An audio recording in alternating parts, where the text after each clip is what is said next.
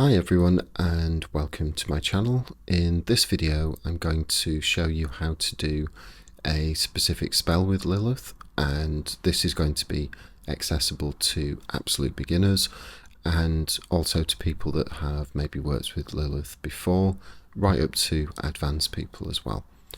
And I'm also going to just briefly cover some of the history of Lilith so you have some context, and just explain what type of magic and how to approach working with Lilith as well.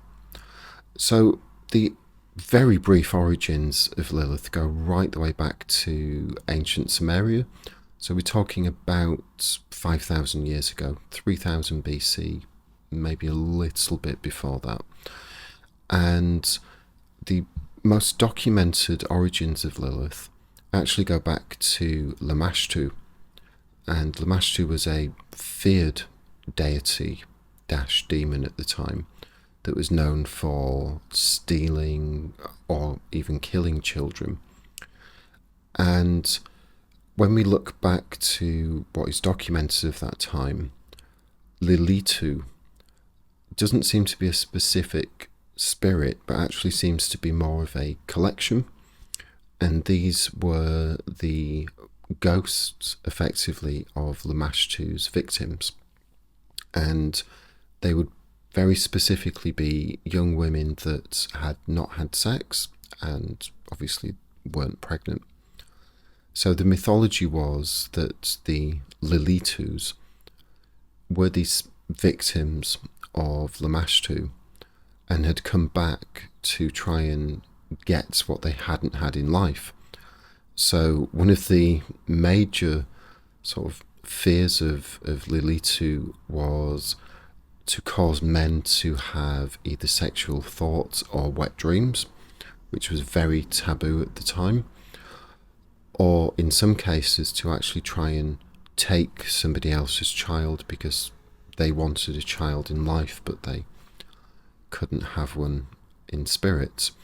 So that's the very sort of origins of Lilith, and it just kind of expanded over the years, and we see sort of a forming of Lamashtu and Lilith in some cases, and adaptations of the mythology going through ancient Greece, going through even ancient Egypt, and we get to where we are today with Lilith.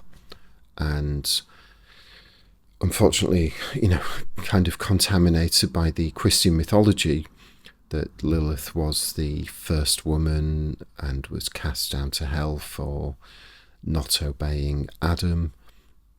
It's Christian mythology. It's Christian fan fiction, basically, in my opinion. Sorry if that offends anyone, but it's nonsense. Lilith was, up until the Christians got hold of it, was not the first woman, and refused to have sex with Adam on top, and because she disobeyed Adam, she was sent down to hell and made to give birth to 100 demons a day as punishment. And it's just an adaptation of the myth, but to demonize this spirit, basically. Another really important aspect of Lilith that definitely needs to be mentioned is, from my experience, that she's not really a demonic entity. And I don't mean demonic in the negative term, I mean it in the the term of divine, daemonic. And by that I mean that she's not really associated with the entities that are. Her vibration is very different. So I hope this makes sense, but if we think of humans and our sort of specific vibration, we would often call that quite low. It's very connected to earth. And a lot of the spirits or entities that people find very easy to work with, particularly on the demonic side, say a spirit like Belial, for example, feels very close to us. So that's a low spirit, and it doesn't mean negative, it just means it feels more closer to us. Now, if we move up and up, archangel energy, for example, can feel very high vibrational, further away from us. It can almost, from my experience, it can almost sort of trigger a fight or flight response because the vibration is so much higher than what humans are used to. Lilith sits very close to that, from my opinion. She's a very high vibrational spirit. Dark, as in she's very associated with things, the dark side of life, shadow work, that duality that we all have, the internal, the external. She's very associated with that, but not dark in a negative way. So this is how my relationship with Lilith started, and I thought I would share this because it gives some insight into how she approaches and how that relationship can start. So basically, going back a few years, I was going through a very traumatic period. I'd basically been quite badly attacked, and it was traumatic for my partner, it was traumatic for my friends, family, and for myself. And a few months after that, as I was sort of, I'd pieced myself back together, I was, sort of functioning again, I was doing okay. And I remember this specific moment. I was doing my usual morning routine, and I was sat on a balcony, coffee in hand, about to have a cigarette and just sit there and just, watch the morning traffic and people walking around. Just watch that go by. Wasn't really thinking of anything. The sun was out. I was feeling pretty happy. And it was like a sort of a beam into my brain, just Lilith, Lilith, Lilith, just over and over again. It was, the hell? I had no idea. I'd heard the name before, but I didn't really, know too much about the context of Lilith.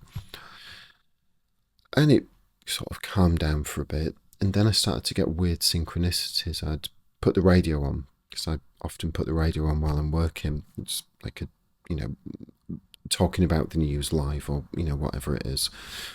And Lilith would come up. That's weird. I'd put a film on or a TV show, Lilith. And it was just there, constantly, constantly, constantly. And after a few weeks of this, it was starting to piss me off, actually.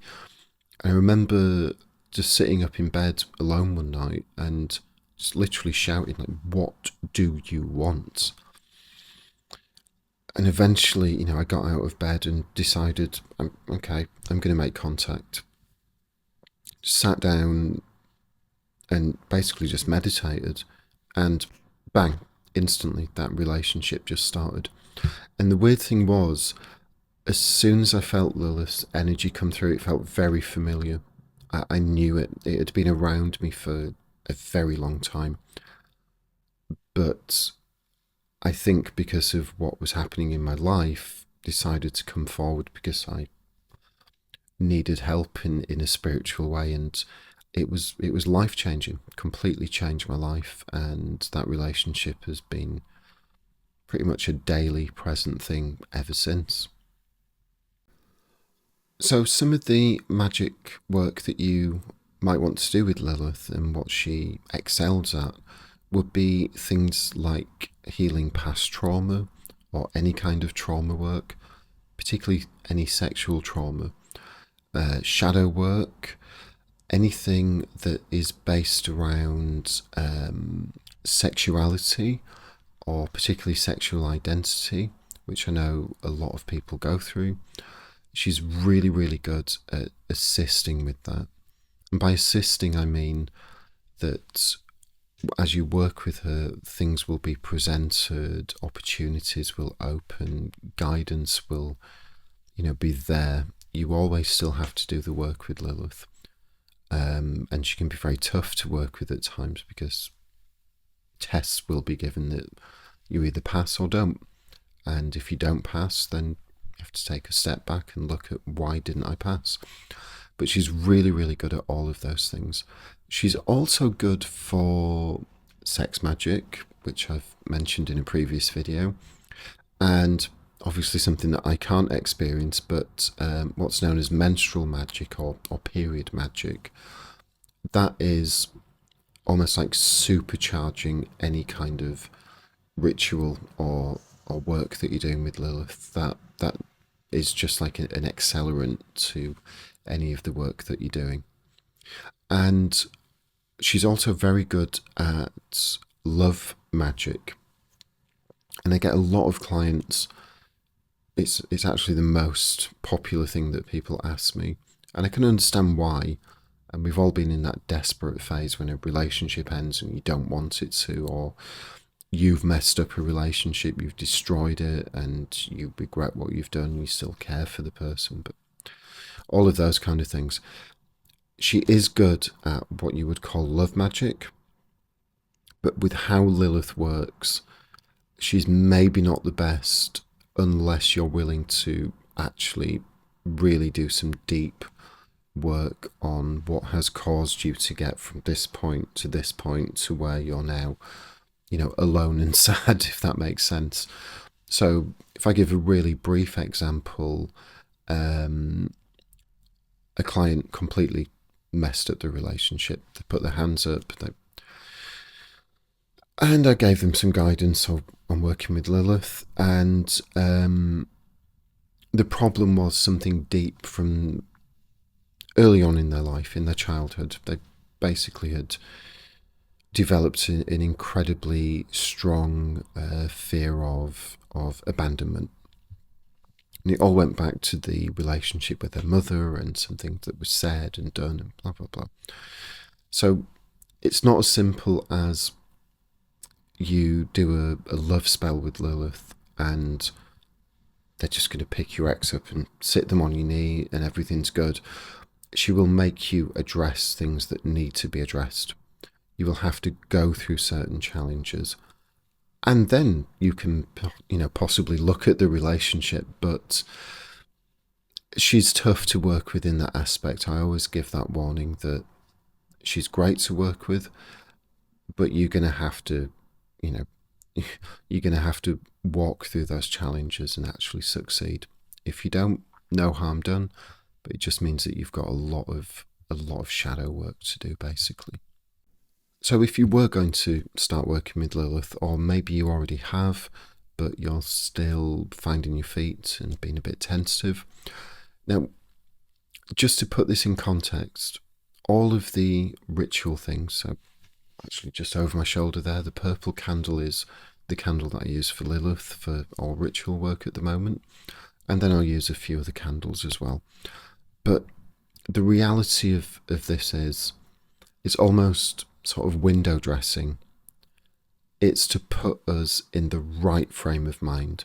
So, some people look at a green candle and, money, that's for money magic. You could really use a white candle or a yellow candle. It's you putting your mind and energy into the right frame of mind. So all of the props, as I call them, whether it's daggers, big incense burners, 15 candles, giving roses, really nice wine, dark chocolate, all of these offerings that you may give. If you don't actually address what you need to address, if you don't do the work that you might need to do or possibly will need to do, even with Lilith's guidance, if you don't do it, then it's kind of pointless. You're just in your bedroom or whatever room you're in, pretending to be a wizard, basically. You're not actually really doing anything. Opportunities will arise, tests will arise, but the candle colour, it's not essential. So black is very popular with Lilith. I find purple's the best. Red is also good. If you've only got access to a white tea light, that's good. Use it. It's all here. In terms of offerings, I've just mentioned, red wine, roses, even blood. Do not cut yourself though, please do not do that. Use a diabetic lancet. Pomegranates, all of these things are really good offerings, but they don't mean anywhere near as much as the energy that you put in. That's the most important aspect. So just keep that in mind. But if you were going to set the mood, really get your frame of mind in the right way, and you just want things to be, to look good, it's going to help you, then, go for a black or purple candle. In terms of incense, jade or dragon's blood. The combination of both is really good. Third time I mention it now, but red wine, strong tea like lapsang is a good offering. Fresh red roses, dark chocolate, pomegranates. You can get creative, but those are sort of the traditional things, and I do mostly use those. Any offerings that you give,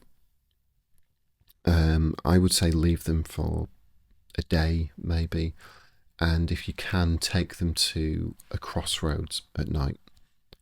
That's very associated with Lilith, and just put them somewhere sort of hidden. Let the animals take them. That's what I do. So there's just some advice on if you were, wanting to actually set the mood and do a ritual with Lilith. But you can get as creative or as simplistic as you absolutely want to. One thing with Lilith that is very important though, and this doesn't really apply to a lot of other deities, is the moon cycle and the time of day does affect the energy. There's a very big difference working with Lilith at a full moon to a dark moon. A dark moon is when the moon is at its lowest, when the night is at its darkest. The energy feels very, very different. And not that it's negative, but it feels kind of stronger, maybe even a bit more chaotic during the dark moon period for me. But again, this is my experience, my male experience at that. So experiment, see what is best for you, where the differences are, and just see what works. Nighttime is key though. I find between around midnight and 3 a.m. is the best time to work with Lilith. That's when the energy feels the strongest. It's hard. It can, be punishing on my personal life when I have to get out of bed at 8 o'clock in the morning, but I've been up doing ritual work till 4 a.m. It can be very challenging, but if you want to experience that energy at its strongest, that's when I would say. On the other side of that, if your only access to make contact with Lilith is during the day, then try it. It might not be as strong, it might not be, the perfect scenario, but you will still get something. You will still get that experience. So here we get to the actual main point of this video, which is the spell work with Lilith. So this is an exercise to remove either a negative emotion or thought, something that is not just in your mind, but I actually find very commonly it's actually in the body as well. You can almost feel it. And we all have them, and they hold us back. They hold us back from achieving what we want to achieve, from actually, being the person that we actually should be, want to be, and should be, but we're held back. So I think it is a very important, maybe not, the most sexy, glamorous work that you can do with Lilith, but I think it's a very good starting point, and it's essential. Things like these can actually change your life. So to do this, the first thing that you need to do is to draw Lilith's sigil. You can trace it, or you can draw it freehand, whatever works best for you. And there's two ways of drawing the sigil. You can have just the sigil, or as I'm showing on the screen now, you can have the sigil that is encased with the circle around it. Now, this is just how I work, but if I'm doing something that is more for me, then I won't draw the circle around the sigil. If I feel that it's something that is maybe a bit deeper and connecting to the whole, connecting to the universe, if you want to call it that, that's when I will tend to draw the circle around the sigil. But it is symbolic, so don't get too stuck up on that. Draw the sigil as best you can. What I want you to do, though, is as you are drawing the sigil out, I want you to really start to be aware of the energy around you. It should start to change as you're doing this. And put that energy into the sigil. Put the energy, the intent that you want to experience and work with Lilith. You want to start this relationship. You want her guidance and help. However you want to think of it, put that into the sigil as you're drawing it. And once you've done that, just get another small piece of paper. And what I want you to do is, I want you to meditate on a sentence. It can be as short as just a few words. It can be a slightly larger sentence, but don't push it, allow it to come through. And what you'll often find is it will be something usually from early on in your life, in those sort of first even 6, 7, 8 years. But whatever this negative belief is, it's going to be subconscious largely, and it's going to be attached to something early on in your life. So if I give you my example, when I first did this, I only wrote 4 words, and I wrote, I am not enough. And I could physically actually feel it sort of around this shoulder for some reason. I could feel it. So if you do get that sensation where whatever this sentence is that you're going to write down, wherever it is on the body, I want you to almost feel that you're pulling it out and putting it onto the paper that you're writing on. Now, once you've done that, go back to just closing your eyes and just allowing this exchange of energy between you and Lilith to happen. You may get guidance, you may get visualizations coming through. I often see flashes of words. It's very rare that you get a conversation where it's like I'm speaking to you now. That doesn't really happen. It's a lot more conceptual. It's like your own thoughts, but they're not. And in your own thoughts, you're not thinking word by word. It's almost downloads of streams of information and words, but in a slightly different way. And you'll know what I mean when this happens. It's literally like, for some of the meditations that I've done with Lilith, it's been like a small book has just downloaded into my head, and I just know it, and I quickly grab a pen and paper and try to make bullet points as quickly as possible. But just allow this energy to flow between you. Don't judge it, don't push it, just allow it to happen. And you could be sat there for up to half an hour. Just allow the time to pass. This is your time. Once you start to feel that energy dropping, that's when it's time to pull back. The meditation is starting to close. Lilith is pulling back from you. You pull back. And just open your eyes. And I always just concentrate on my feet. The ground beneath me, or if sometimes I'm lying down, but I'll just concentrate on my feet. And that just brings me back to this reality. Now, what you want to do at this point is, because you're going to now close it down, you just want to take your space back. This isn't a shared space. This is a relationship, but it's on your terms. That's one of the, I think, empowering aspects of doing this kind of work. So you want to reclaim your space back. So I would say something simple out loud or in your head, something simple like, I'm going to close this ritual down now. It is now time for you to leave, and you must. But before you go, may you go in peace. Thank you, Lilith.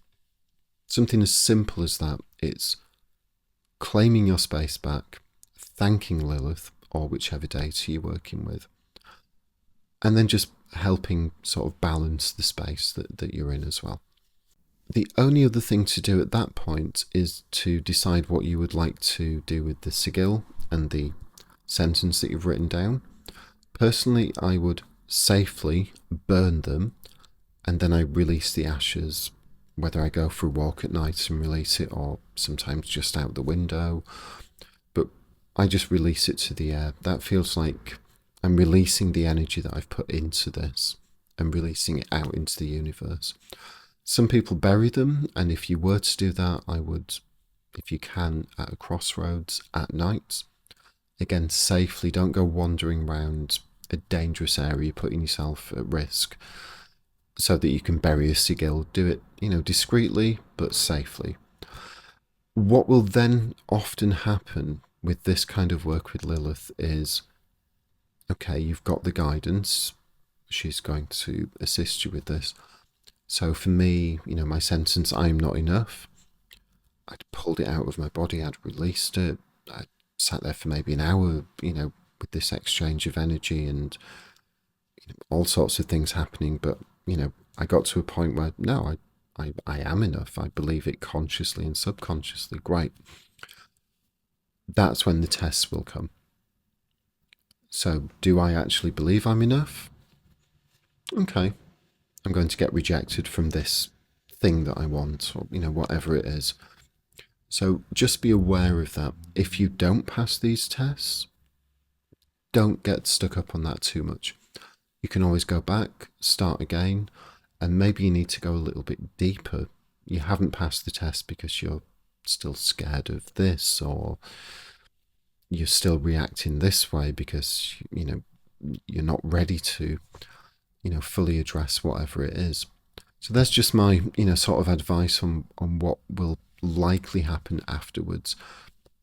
But it is to empower you. The test may be difficult, but the whole point is to empower you and get you moving to where you should be in life. So that was a lot of me talking. Thank you for watching, and please, if you do attempt this spell, please just, leave a comment. I'd really like to know how you experience it, how it's worked.